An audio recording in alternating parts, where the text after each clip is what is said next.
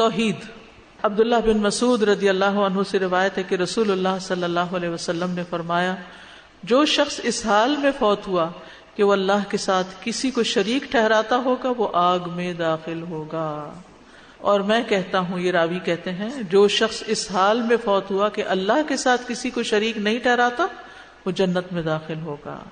تو یاد رکھیے، شرک سب سے بڑا گناہ ہے، سب سے بڑا ظلم ہے، سب سے غلط اور باطل عمل ہے۔ یہ ایسا گناہ ہے جس کو اللہ تعالیٰ بخشے گا نہیں۔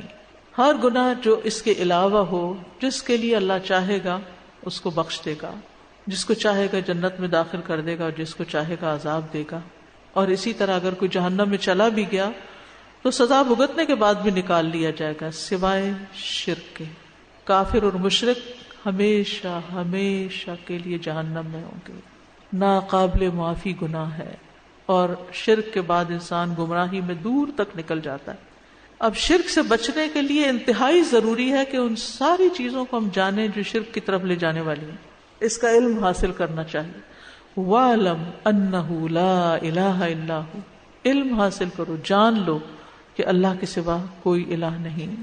مشرک کے سارے اعمال ضائع ہو جائیں گے، یعنی چاہے اس نے ساری زندگی نمازیں پڑھی ہوں، روزے رکھے ہوں، صدقہ خیرات کیا ہو، حج کیا ہو، لیکن اگر اس نے شرک کیا تو سارے اعمال برباد، کیونکہ اللہ تعالیٰ تمام شرکاء سے زیادہ شرک سے بیزار ہے۔ تو شرک سے ڈرتے رہنا چاہیے۔ ابو موسیٰ اشعری سے مروی ہے کہ ایک دن رسول اللہ صلی اللہ علیہ وسلم نے ہمیں خطبہ دیا، فرمایا، اے لوگو اس شرک سے بچو، کیونکہ اس کی آہٹ چیونٹی کی آہٹ سے بھی ہلکی ہوتی ہے، پتہ ہی نہیں چلتا اور انسان شرک میں مبتلا ہو جاتا ہے، اس سے اور بھی خطرناک ہے۔ اس پر کسی نے پوچھا، یا رسول اللہ صلی اللہ علیہ وسلم، جب اس کی آہٹ چیونٹی کی آہٹ سے بھی ہلکی ہوتی ہے تو پھر ہم اس سے کیسے بچ سکتے ہیں؟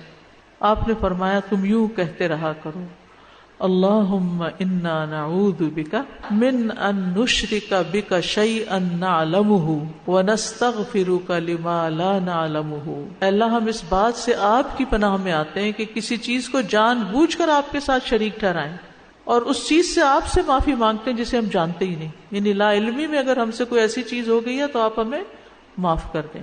اب شرک کی بڑی اقسام ہیں دو، ایک شرک اصغر ہے اور ایک شرک اکبر۔ شرک اصغر جو ہے وہ نیت اور ارادے کا شرک ہے، جس کو ریاکاری کہتے ہیں۔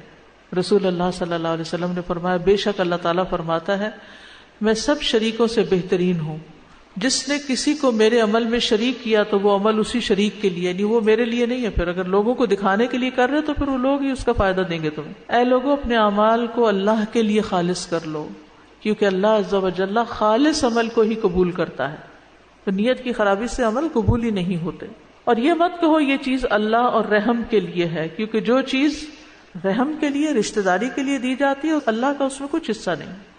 تو مطلب کیا ہے کہ پھر رشتہ داروں کو دیتے ہوئے بھی اللہ کی رضا مد نظر ہو، اور یہ نہ کہو کہ یہ چیز اللہ کے لیے اور تمہارے لیے ہے، یہ اللہ کے لیے اور تمہارے لیے، یہ بھی نہیں کہنا چاہیے۔ اللہ کے ساتھ تم کو شریک کر رہے ہیں بیچ میں، بس وہ تمہارے ہی لیے ہوگی، اللہ کے لیے اس میں کچھ حصہ نہیں۔